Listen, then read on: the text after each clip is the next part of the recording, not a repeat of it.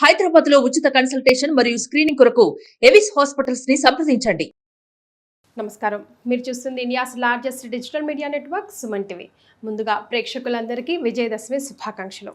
అమ్మ, మీకు కూడా విజయదశమి. మీ అందరికీ కూడా, చూసే వాళ్ళందరికీ కూడా విజయదశమి శుభాకాంక్షలు.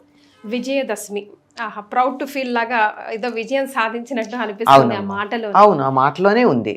ఒక్కసారి విజయదశమి ప్రత్యేకతని గుర్తు చేసుకుందాం అమ్మ.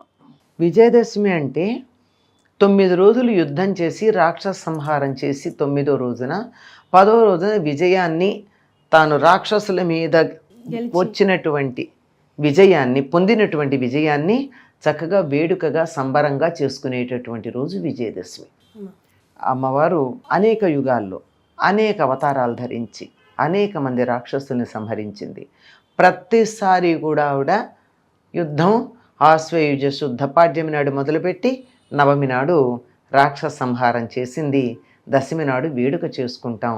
అందుకని ఆ దశమికి విజయదశమి అని పేరు. అమ్మ, మరి జమ్మి చెట్టుకి ఏంటి ప్రాధాన్యత విజయదశమి రోజున? ముఖ్యంగా జమ్మి చెట్టు దగ్గరికి వెళ్ళి జమ్మి చెట్టును ప్రార్థించి, శమీ శమయతే పాపం శమీ శత్రు వినాశిని అర్జునస్య ధనుర్ధారి రామస్య ప్రియదర్శిని అని జమ్మి చెట్టుకు నమస్కారం చేసి జమ్మి ఆకులు తెచ్చుకుంటాం. జమ్మి చెట్టు ఎక్కడుంటుంది? గ్రామాల్లో ఉండదు, సాధారణంగా ఊరి పొలిమేరల్లో ఉంటుంది జమ్మి చెట్టు. ఈ దేవాలయంలో ఉన్నటువంటి, ఊళ్ళో ఉన్న దేవాలయంలో ఉన్న దేవుణ్ణి ఊరేగింపుగా తీసుకుని వెళ్ళి జమ్మి చెట్టు దగ్గరికి తీసుకెళ్ళి జమ్మి కొట్టడం అంటారు. అంటే ఆ జమ్మి చెట్టు నుంచి ఒక కొమ్మ కొట్టి తీసుకొచ్చి అది ప్రసాదంగా ఇస్తారు. ఎందుకు ఇది అంటే, పురాణ కథే చెప్తున్నాను, దాంట్లో ఉన్న తత్వం జోలికి వెళ్ళట్లా నేను. మనకి శమీ శమయతే పాపం, శమీ వృక్షం పాపాలని పోగొడుతుంది. శమీ శత్రు వినాశిని, శమీ వృక్షం శత్రువుల్ని నశింపజేస్తుంది. అర్జునస్య ధనుర్ధారి, అర్జునుడి యొక్క ధనుస్సుని ధరించినటువంటిది. రామస్య ప్రియదర్శిని, రాముడికి ప్రియురాల్ని చూపించినటువంటిది అని దానికి నమస్కారం చేస్తాం. సరే, ఇది పాపాలు పోగొడుతుంది, బాగానే ఉంది. ఇక్కడ అర్జునస్య ధనుర్ధారి అని చెప్పడం ఏమిటి? పాండవులు విరాటరాజు కొలువులో అజ్ఞాతవాసం చేయడానికి వెడుతున్నప్పుడు ఈ ఆయుధాలన్నీ ఎక్కడ పెట్టాలి అని ఆలోచిస్తే జమ్మి చెట్టు మీద పెట్టారు. జమ్మి చెట్టు ఎక్కడ ఉంటుంది? సాధారణంగా గ్రామపు శివార్లలో శ్మశానాల దగ్గర ఉంటుంది. అక్కడికి వెళ్ళి దాన్ని ప్రార్థించారు.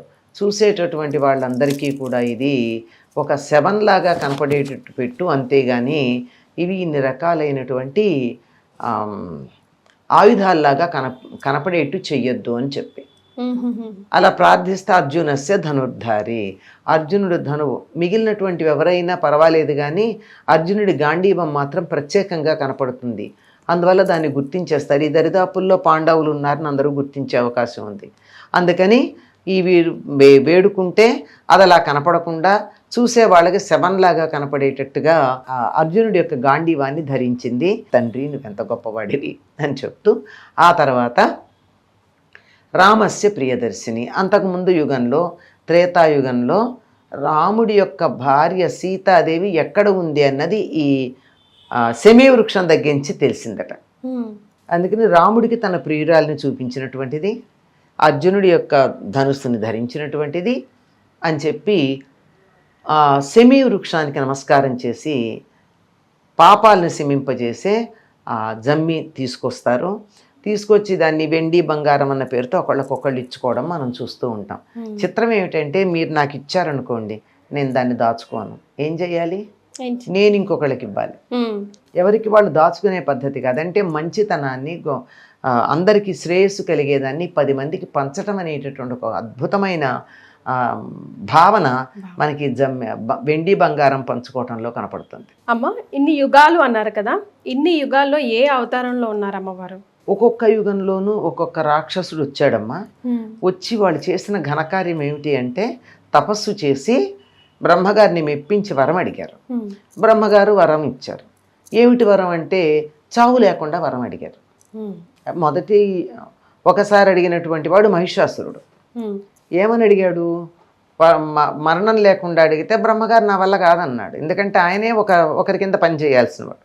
మరి ఎట్లా అంటే, ఏదో చిన్న వీటి వల్ల నడుగు పర్వాలేదు, వాటి వల్ల మరణం లేకుండా మరణిస్తాను అలా అడిగి అందరినీ అడిగి దేవదానవ గంధర్వ యక్ష కిన్నర కింపురుష ఇత్యాదులందరినీ అడిగాడు. ఆడవాళ్ళు పర్వాలేదులే అన్నాడు. అంచేత అమ్మవారు స్త్రీ రూపంలో సృష్టిలో ఉన్న సమస్తమైనటువంటి చైతన్యం స్త్రీ రూపంగా అవతరించి వాడిని సంహారం చేయాల్సి వచ్చింది. అట్లాగే తరువాతి యుగంలో తరువాతి మహాయుగంలో శుంభనిశుంభులు అనేవాళ్ళు, వీళ్ళు కూడా డిటో అంత బ్రహ్మగారిని వరం అడిగి ఆడవాళ్ళు పర్వాలేదు అన్న. అప్పుడు కూడా అలాగే వచ్చింది. ఈ మొదటిసారి మహిషాసుర మర్దనం అయిన తర్వాత ఆవిడ దేవతలు ఆవిడని కీర్తిస్తే సంతోషపడి, ఈసారి మళ్ళీ మీరు చిద్యాగం అలాంటివన్నీ చెయ్యక్కర్లేదు, నేను ఇలాగే ఉంటాను, ఎప్పుడు మీకు అవసరమైతే అప్పుడు పిలవండి, నేను వచ్చి మీకు రాక్షస సంహారం చేసి పెడతానంది అని వీళ్ళు తలుచుకున్నారు. శుంభనిశుంభుల వ్యవహారం పడలేక తలుచుకుంటే అప్పుడు హిమాలయ పర్వత ప్రాంతాల్లో ఉన్నటువంటి ఆవిడ చాలా విలాసంగా తిరగడం మొదలెట్టింది. ఆ విలాసం చూసి శుంభనిశుంభుల సేనానాయకుడు మంత్రి పొరపాటు శుంభనిశుంభుల మంత్రి ఒకడు చూసి, ఆహా హిమాలయాల్లో ఎంత అందగత్తుంది, ఆవిడ నీ పక్కన లేకపోయాక నీకు ఇంత సింహాసనం ఉండి ఏం లాభం, వెళ్ళి ఆవిడని నీ సొంతం చేసుకో అన్నాడు. ఆయన ఇంకొకడిని సుగ్రీవుడు అనేవాడితో కబురు చేశాడు. మంచి కంఠం ఉన్నవాడు అనమాట, అసలు తీయగా మాట్లాడి కన్విన్స్ చేయగలడు. వాడి దగ్గరికి వెళ్ళి చెప్తే ఆవిడంది, నిజమేలే నేను విన్నాను వాళ్ళ గురించి, కాకపోతే చిన్నప్పుడు చిన్న ప్రతిజ్ఞ చేశాను స్నేహితుల దగ్గర, ఏమంటే నన్ను యుద్ధంలో గెలిచిన వాడిని మాత్రమే పెళ్లి చేసుకుంటానన్నాను.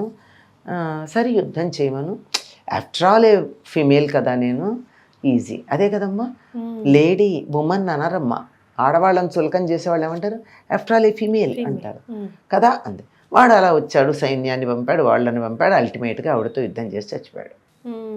అంటే యుద్ధం ఎట్లా ప్రకటించాలి అన్నది అక్కడ అనమాట. అట్లా ఇలాంటి సందర్భాలన్నీ తర్వాత ఇంకా చాలా అవతారాలు ధరిస్తానని చాలా చెప్పింది. ఒక్కొక్క రాక్షసుల్ని ఎలా చంపుతాను, దుర్గమాసురుణ్ణి చంపడానికి దుర్గగాను, తర్వాత అరుణాసురుణ్ణి చంపడానికి భ్రమరాంబగాను, ఇలా శతాక్షి, సహస్రాక్షి, రక్తదంతిక ఇలాంటి అనేక నామాల్లో ఆవిర్భవిస్తానని చెప్పడం జరిగింది.